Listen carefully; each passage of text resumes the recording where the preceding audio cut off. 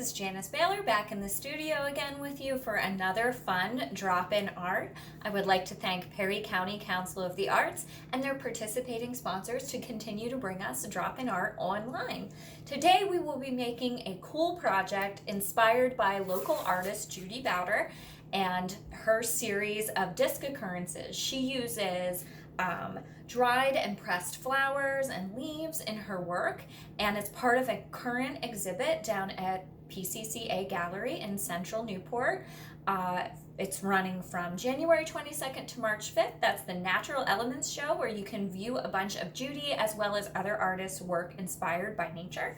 So we are going to make our own project today based on her work, so we can do a little bit of an artist study. So join me if you would like to learn how to use some pressed elements from nature as well as some collaging and some texture drawing on our backgrounds to create a beautiful piece of art. All of the supplies and directions are coming right up. For today's project, you will need a piece of colorful cardstock, any color of your choice, some contrasting colored textured paper or paper with a shine to it.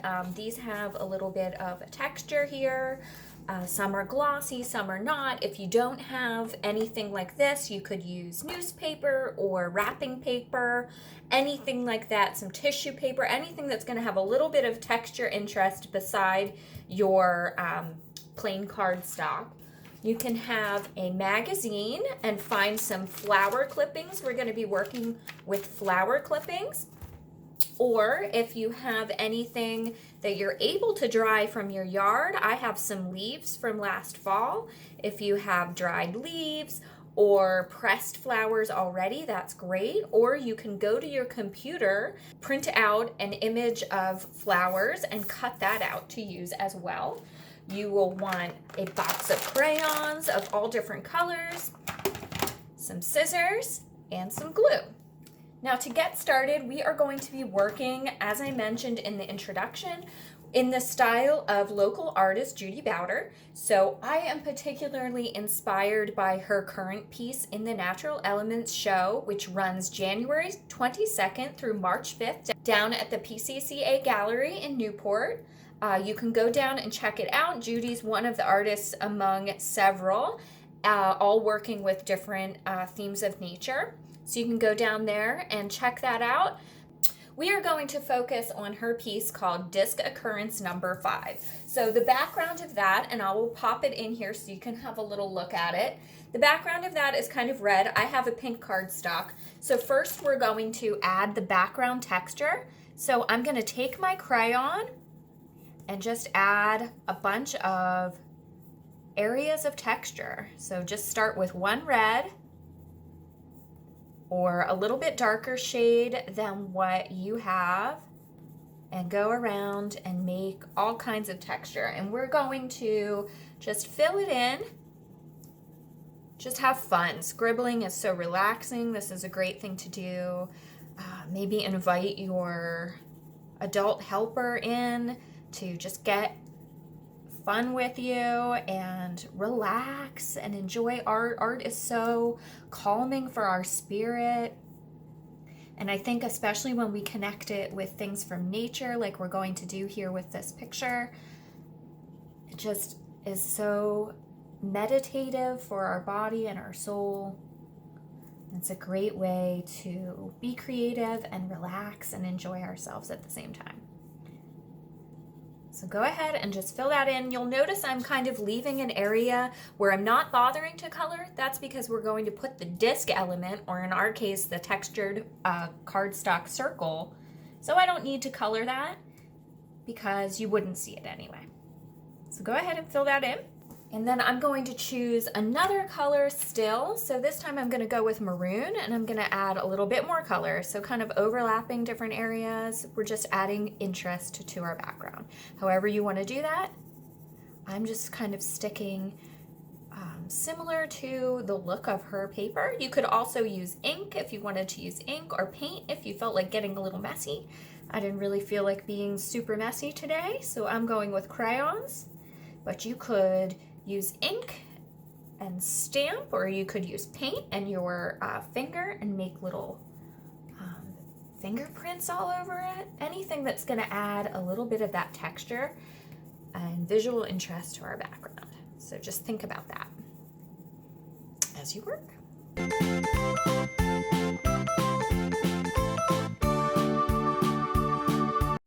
it's not necessary to fill up the entire piece of cardstock. You want a little bit of your original background to show through, as Judy has done. And now we are going to add a little bit more interest yet. So I'm going to get an even more contrast in color. I'm going to go with gray, and I'm going to start adding in some circles of like a little bit more defined shape than what I did before, coming out. And she sort of has it clustered around the circle, and then kind of working up a little bit in a diagonal. So it's like a spray or a splattering that will come out from the center. So we'll add this first layer, and then we'll come back and we will add our circle, and then we can fill in a little bit around that to get it just right the way we want and to keep adding the interest. I'm going to put a few down in this corner. So on the diagonal, which your eye line really draws into the center focus of our image when you put things on the diagonal like that. So we're connecting that visual interest. Okay, and now let's go ahead and make our focal point, and then we'll continue to add layers. So Judy has a nice kind of sun type of image. She refers to it as a disc. So I am going to just kind of test out my papers. Which one do I like the most? I don't know. It's hard to decide. I think I like this one with the texture and a little shine.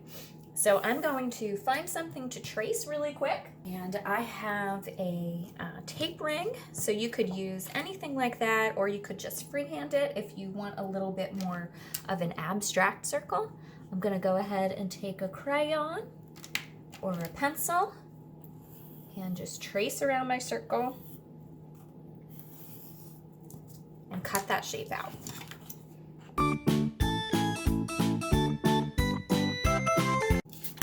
So now I have a disc right there, and I'm going to go ahead and place it down and glue it in place.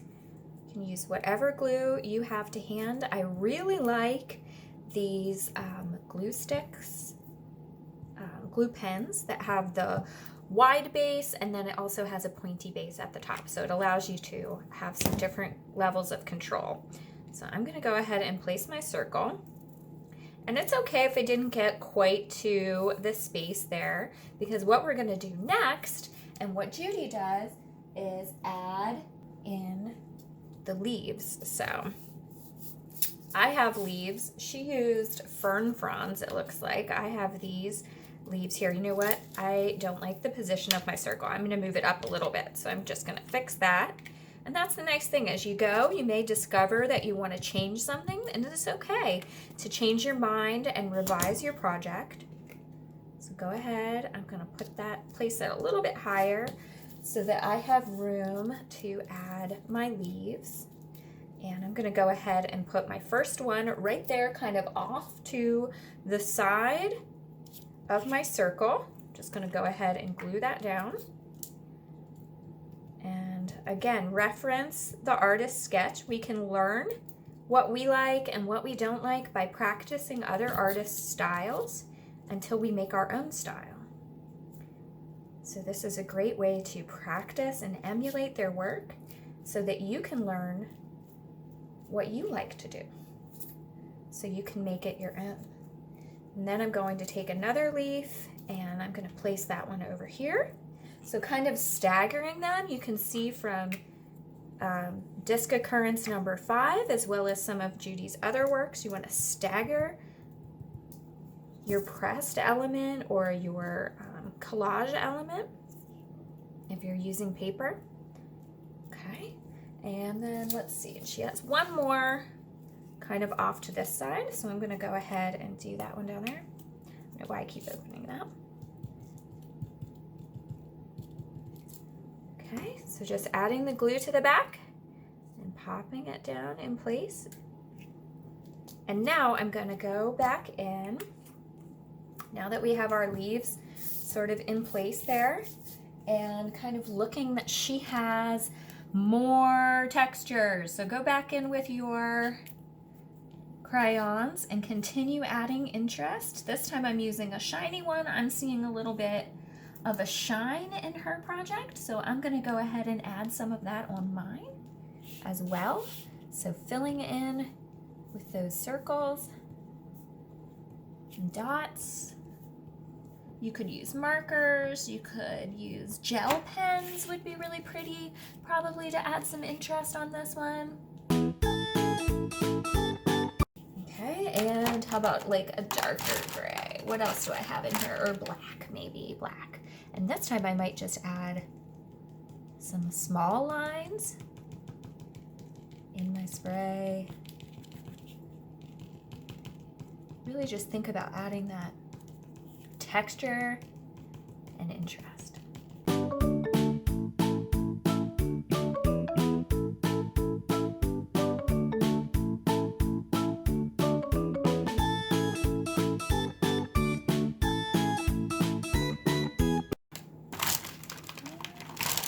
What else?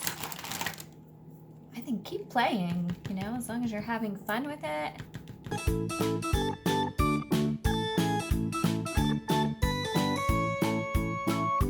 I think I am going to go back here to the areas that I kind of didn't realize weren't going to be covered and add a little bit more of the background in to fill it in. I might add in a little purple too, a couple of little purple circles.